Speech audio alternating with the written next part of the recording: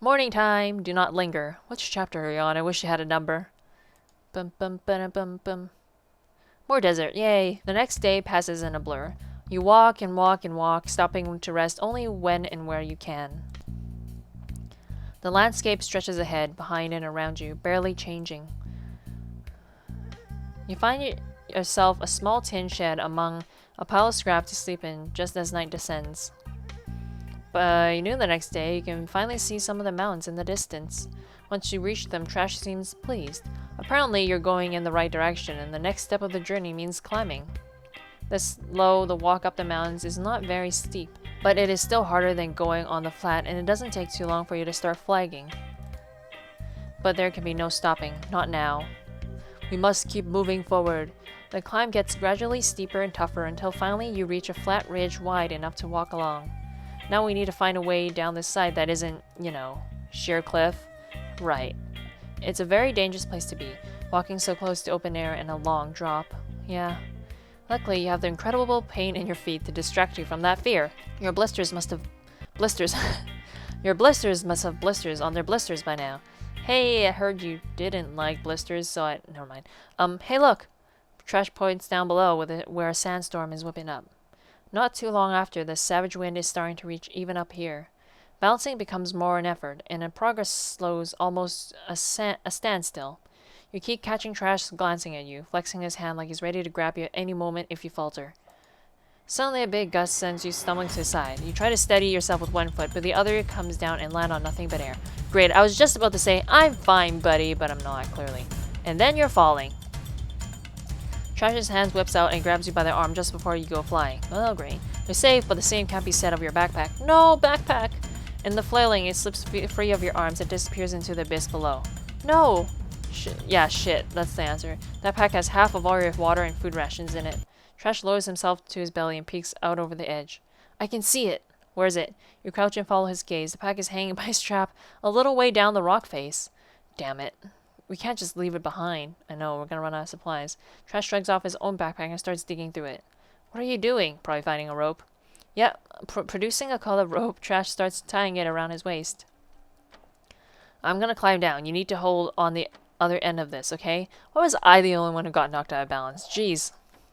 It's a totally crazy idea, but you really can't afford to lose those rations. I could climb. I think it might be better if I climb because someone can actually hold it without, letting go by accident because it's too much strain. Yeah, I don't think I can hold your weight. I think I'll volunteer the climb. Wait, I'll do it. You hold the rope and I'll climb down.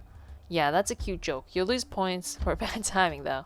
Come on, Trash, it's my pack. Besides, I'm lighter than you. Trash frowns at you for a good few seconds before sighing in defeat.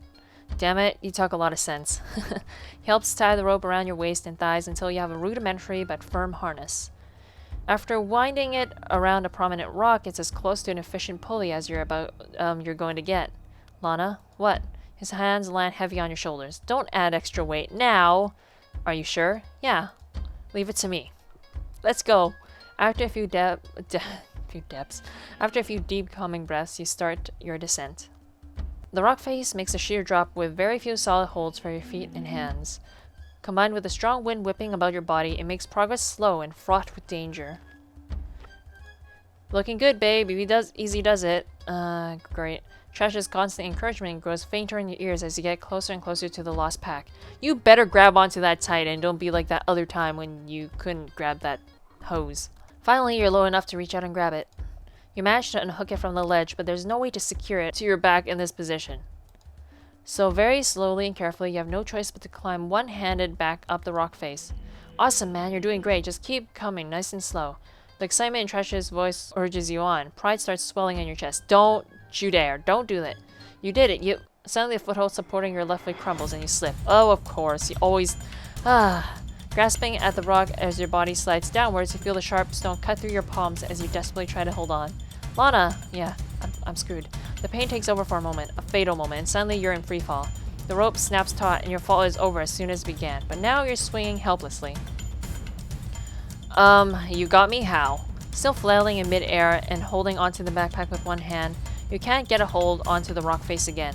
The rope jerks as Trash tries to stop you from falling any further, but it's clear that he can't support your weight alone for much longer. God damn it.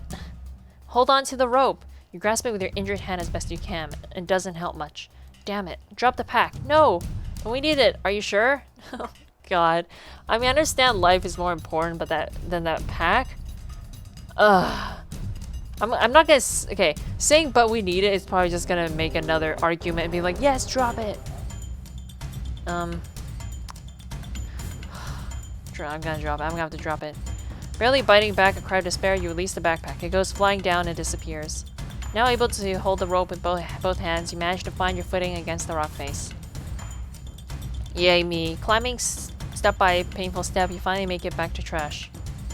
Finally, strong hands are grasping you by the arms and pulling you up to safety.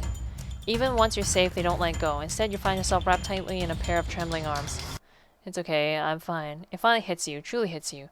What the two of you have just sacrificed. Yeah. We lost it all. You still have the other pack. Trash's arms only pull you closer until you're pressed hard against his chest. Maybe he didn't even hear you. You're safe, you're safe, you're safe. Yeah.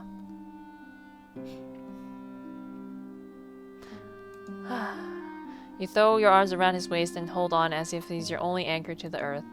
You might be crushing him, but he's doing the same to you. Finally he withdraws, arms falling to his side. There's so much to say, but where to start, and he looks annoyed as heck. Let's get moving. Yeah. Exhausted, hollow, all you can do is nod. That's fine, we have to live with our choice, and apparently we suck at everything. Progress from that point is slow. The wind, the hit to morale, your aching feet, everything's so heavy on your shoulders. You're walking as slow to a drag. Hopefully whatever we reach will be an okay place. At least the wind dies down by nightfall. Far away from the edges, you and Trash set up camp joylessly. Hey, come here a sec. What? Trash takes your hand, slices down the palm from the jagged rock, and cleans and bandages as best as he can. Your evening meal is eaten in dark silence. Not only does it seem to lack taste, but you're splitting a camp between the two of you tonight. As much food and water as possible needs to be preserved right now. That's going to mean a lot more somber meals in the future. After dinner, you are sitting by yourself, perched atop thin bedroll, delicately working your boots off your swollen, aching feet. After finally getting the left one off, you peel down the thick sock beneath to find blood in it. Your bare foot is indeed swollen and red with irritation. In addition, there are a number of huge blisters on your heel. No matter how healthy you are, you're still human, huh? Though the feeling of air caressing the raw skin is a wonderful relief, the prospect of having to go through the painful struggle again with the right foot this time brings tears of frustration pricking at your eyes. Hey, what's up? Trash comes over and drops into a crouch in front of you, peering into your face. Rough day, huh? Yeah. The simple truth of it makes you huff out a sad little laugh. Trash smiles back at you, his eyes tired and just as sad. I'm sorry, buddy. When you start untying the laces on your right boot, he places a hand over your own. Let me? I think I can do it myself this time. I mean, it's good to accept help, but at this point I feel like, trying to do it myself is good. I can do it myself. He smiles a little fond, a little frustrated. I know you can. Sure. You stretch the second boot as wide as possible and slip your foot out of it. And also having somebody else touch your boots. I feel sorry for them because it probably stinks. Anyways, the pain brings tears to your eyes, but you push through it. Finally, both feet are free from all footwear. It's strange to look at them because they don't even look like your feet anymore. These are some stranger's feet. You want a foot rub? Are you sure your hands are going to be really dirty? No. Really? Sure, why not? Are you sure? Oh my god. Taking your right foot in his hands, he starts kneading the eggs out of it, careful to avoid any broken skin. Thanks, buddy. Thanks, Trash. You go boneless almost immediately. Boneless? He's not exactly practiced, and sometimes he presses a little too hard or hits the wrong spot, but overall it feels amazing. Foot massages are pretty awesome. Over time, the heavy atmosphere begins to lift. Once the foot rub is finished, you actually feel relieved enough to smile. Trash smiles back. Do you want a foot rub? Ah, look at that. What? He stretches his arms and falls onto his back, grinning up at the night sky. No stars, though. Oh, there are stars. Oops. The stars have come out. Somebody's just smacking something outside and I can hear him. He's right. For the first time since he woke up in this new world, you can see distant white lights dotting the sky. Maybe it's because you're up so high, so you're above the red cloud, or maybe it's just an incredibly clear night tonight. it doesn't matter. Almost without thinking, you lie next to trash. You lie back next to trash to look up at those breathtaking stars with him. I like stargazing. Emotions knots at your chest. You haven't even realized how much you'd miss them. Hello, stars. Trav sits beside you, and suddenly you're very aware of how very, very close he is. He slides a little closer, and you can sense his indecision. You decide not to wait for him to work up his courage, and simply close your gap between you, resting your head on the expanse between his shoulder and his... Oh, expanse. expanse between his shoulder and his chest. He stiffens in surprise for a moment, but soon relaxes, squeezing you closer in gratitude. You lie in silence, beneath the cold beauty of the stars basking in this rare moment. Look at him all, so close. It's like I could touch him. You know, it's funny. You'd think with how small my world is, but I never really take the time to appreciate the good things. Don't we all? He looks over at you. The beautiful things. Oh my god, it's like every cheesy romance ever. This moment, your eyes trapped by his, stretches out heavy and long. Then he quickly looks away, back up at the sky. I kind of want to fall asleep right now. The silence feels a little awkward now. You need to make conversation, or do something. I think I'm going to talk about the stars. Do you know anything about stars? Not much, I bet. He glances you expectantly and try to explain as much as you know, in a way that he will understand. So, these stars, the ones we're looking at right now, are from the past? Well, kind of. It's more like they take way too long to get here. The light anyways. You struggle through an explanation until Trash exhales. Impressed. You know, my grandpa probably tried to tell me all this stuff, but I never did pay much attention in my lessons. Yeah. Can totally relate to that. Until it's too late. Back in the day, Trash's head falls back against the ground. His eyes close as the memories start pouring forth. My grandpa was on my back all the time, telling me to be careful, telling me to be smarter, telling me to try harder. Mama used to drive him nuts because she'd let me get away with anything. And everyone else I lived with, I don't think there's anyone else I didn't piss off at one time or another. Figures that a guy doesn't know what he's got till it's gone, huh?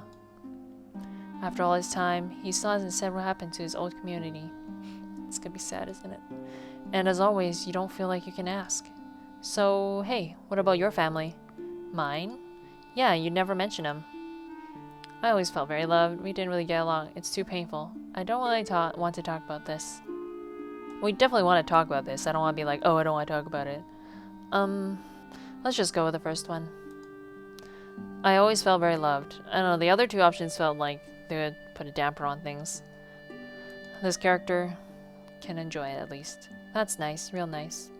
He continues to ask questions, and you continue opening up, spilling those bittersweet memories. I'm sorry that you lost them. Yeah, they are probably dead by now. The reality of what you've lost settles in your mind once again, and an overwhelming sadness closes its grip around you. When you look over at Trash, he's staring up at the stars again. He looks like a part of him is very far away right now. I prefer say nothing. You say nothing and stare at the stars until exhaustion finally wins the battle for your body. You fall asleep just like this, with the stars burned into your eyes. If you close them long enough, you see them in your own night sky of your closed eyes.